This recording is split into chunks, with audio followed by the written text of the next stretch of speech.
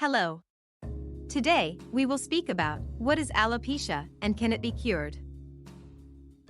First, let's have a look at the definition of alopecia.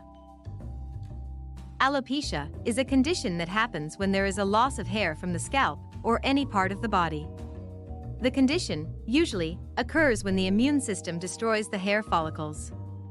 Hair loss causes can be complex, and internal and external triggers or factors can overlap. What are the causes?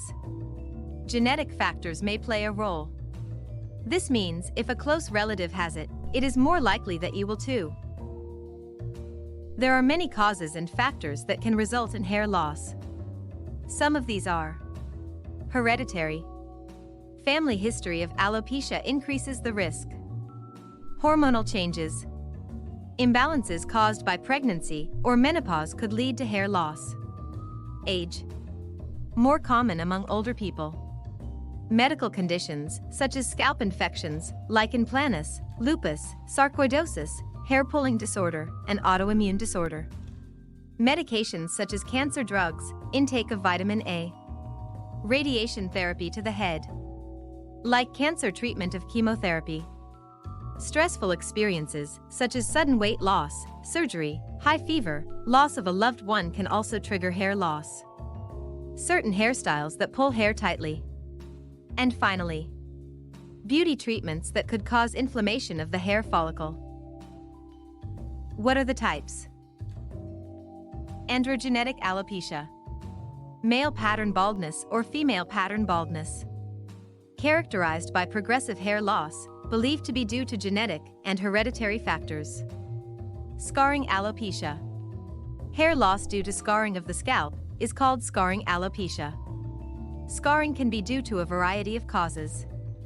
Traction alopecia over a period may lead to scarring and permanent hair loss too. Trichotillomania is a mental health disorder characterized by compulsive hair plucking, which in turn can cause permanent scalp scarring over time. Telogen effluvium. When hair follicles are pushed prematurely into the hair growth cycle's resting stage, the resulting hair loss is categorized as telogen effluvium. This condition is usually temporary, and the hair does start growing back around 6 months after treatment in most cases. Alopecia areata. This type of alopecia occurs as round or oval hair loss patches, most obvious on the scalp or in the eyebrows. Those who develop these round or oval hair loss areas can progress to total scalp hair loss, alopecia totalis. Alopecia totalis. It is an autoimmune disorder resulting in total hair loss, but on the scalp only. It is a condition intermediary between alopecia areata and alopecia universalis. Alopecia totalis generally shows up in two types. The first one is a relatively quick and complete hair loss in the head, and the second being a slower type, which starts as a patchy loss, alopecia areata, and progresses to total hair loss in the scalp. Alopecia universalis. This is the most advanced and rare type of alopecia in which there is a complete loss of hair all over the body. There is no known cure for alopecia universalis. Intralesional corticosteroid injections may help. A hair replacement system is the only option.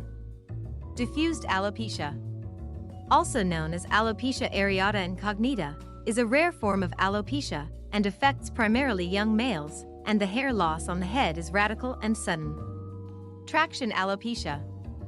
This alopecia type is usually caused due to excessive pulling or tension on hair shafts because of certain hairstyles. This is the most common balding disorder among young women and girls with highly textured hair. Triangular alopecia. Loss of hair occurs in the temporal areas that sometimes begins in childhood. Hair loss may be complete, or a few fine, thin diameter hairs may remain. The cause of triangular alopecia is not known, but the condition can be treated medically or surgically. What are the treatments available? The most effective and expensive treatment for hair loss is hair transplantation, also known as follicular unit extraction, FUE, or follicular unit transplant, FUT. Small sections of the skin containing healthy hair are removed and are transplanted onto the thinning areas. This is usually recommended as an optional procedure or last resort. What about medication? Oral corticosteroids. Reduce inflammation. Used to treat autoimmune conditions such as alopecia areata. A branded example is prednisone. Antihypertensive vasodilator. Prevents further hair loss and in some people stimulates hair growth. A branded example is minoxidil. Hormone modulators. For women, oral contraceptives or anti-androgens would be beneficial. Branded examples are spironolactone and flutamide. 5-alpha reductase inhibitors. Given to men to treat pattern baldness. A branded example is finasteride. Does nutrition have an impact on hair loss? You probably already know that nutrition plays a major role in hair loss too. A lack of certain vitamins and minerals can trigger alopecia, but do not follow the bandwagon that you will only get results after consuming certain supplements. Make sure to do your research and consult with a specialist doctor before making any drastic changes to your diet or supplement habits. Foods to eat include iron-rich foods such as spinach and sea moss. Vitamin A containing foods such as carrots.